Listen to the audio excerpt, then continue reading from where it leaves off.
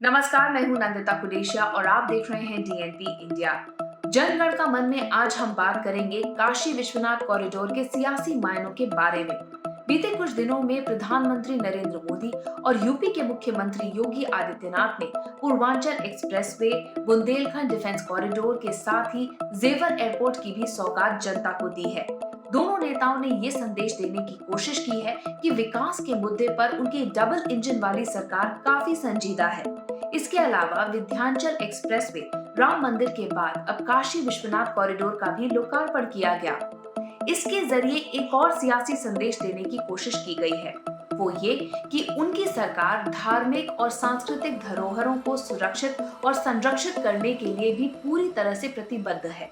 हिंदू आस्था के प्रतीकों के सहारे राजनीतिक मुद्दों को परवान चढ़ाकर भाजपा के पक्ष में माहौल बनाने में माहिर प्रधानमंत्री मोदी इसके जरिए भी भविष्य के समीकरणों को साध गए हैं। अगले साल उत्तर प्रदेश में विधानसभा चुनाव होने वाले हैं और प्रधानमंत्री मोदी भाजपा की नैया पार लगाने की कोशिश में जुटे हुए हैं। और ये कोई पहला मौका नहीं है जब शिव भक्त प्रधानमंत्री मोदी चुनावों के आसपास बाबा भोले की शरण में पहुंचे हों। साल 2019 में लोकसभा चुनाव के दौरान आखिरी चरण की वोटिंग जारी थी और इस चुनावी शोर से दूर प्रधानमंत्री मोदी केदारनाथ की गुफा में ध्यान कर रहे थे। इसके बाद वो बद्रीनाथ भी गए थे दर्शन करने के लिए। 2019 हो या फिर उससे पहले 2014 लोकसभा चुनाव जीतने के बाद प्रधानमंत्री मोदी काशी विश्वनाथ बाबा के दर्शन करने के लिए वहां मत्था टेकने के लिए जरूर पहुंचे थे।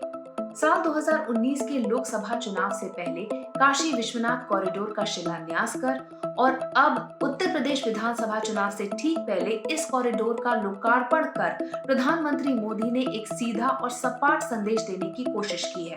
वो ये कि उनकी सरकार विकास के साथ साथ सांस्कृतिक राष्ट्रवाद के मुद्दे पर भी बराबर सक्रिय है। इस कॉरिडोर का लोकार्पण कर कहीं ना कहीं प्रधानमंत्री मोदी ने तुष्टीकरण की नीति पर प्रहार कर विरोधी राजनीतिक दलों की शक्ति को कमजोर करने की कोशिश भी की है।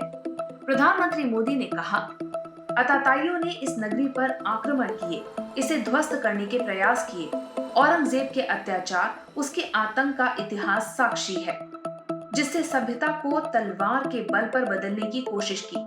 लेकिन इस देश की मिट्टी बाकी दुनिया से कुछ अलग है। यहाँ अगर औरंगजेब आता है तो शिवाजी भी उठ खड़े होते हैं। अगर कोई सालार मसूद इधर बढ़ता है तो राजा सुहेल देव जैसे वीर योद्धा उसे हमारी एकता की ताकत का एहसास करा देते हैं। अंग्रेजों के दौर में भी हेस्टिंग का क्या हश्र काशी के लोगों ने किया था, ये तो काशी के लोग जानते ही हैं। उत्तर प्रदेश विधानसभा चुनाव को देखते हुए 22 नवंबर को भारतीय जनता पार्टी के राष्ट्रीय अध्यक्ष जेपी नड्डा गोरखपुर पहुंच गए। वहां चंपा देवी पार्क में उन्होंने बूथ कार्यकर्ताओं को गुरु मंत्र दिया। अपने संबोधन में उन्होंने कहा कि हम सबको गर्व होना चाहिए कि हम एक ऐसी पार्टी के कार्यकर्ता हैं जहां पर आंतरिक प्रजातंत्र है। मुझ जैसा आदमी पार्टी का अध्यक्ष बन जाता है।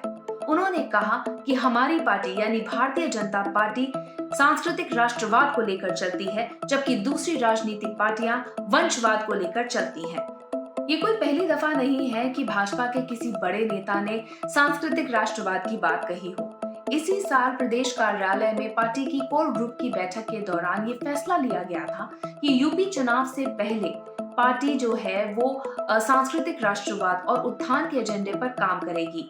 उत्तर प्रदेश जल शक्ति मंत्री महेंद्र सिंह ने गोंडा में कहा था कि सांस्कृतिक राष्ट्रवाद के लिए पार्टी करीब 7,500 मंदिरों पर काम कर रही है। उन्होंने आगे कहा कि योगी सरकार राम, कृष्ण और अन्य मंदिरों पर भी काम कर रहे हैं। इतिहास उठाकर देखा जाए तो सांस्कृतिक राष्ट्रवाद कोई नई बात नहीं है, लेकिन चुनावों के आसपास इस पर चर्चा और तेज हो जाती है और इसके केंद्र में होती है भाजपा।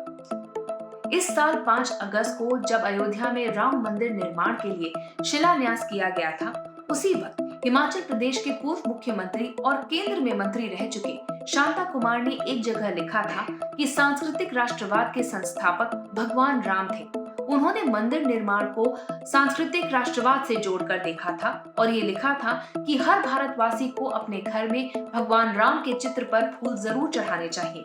साल 2003 में जब छत्तीसगढ़, राजस्थान और मध्य प्रदेश में विधानसभा चुनाव होने वाले थे, तब उस वक्त गुजरात के मुख्यमंत्री नरेंद्र मोदी को इन राज्यों में चुनाव प्रचार के लिए भेजा गया था।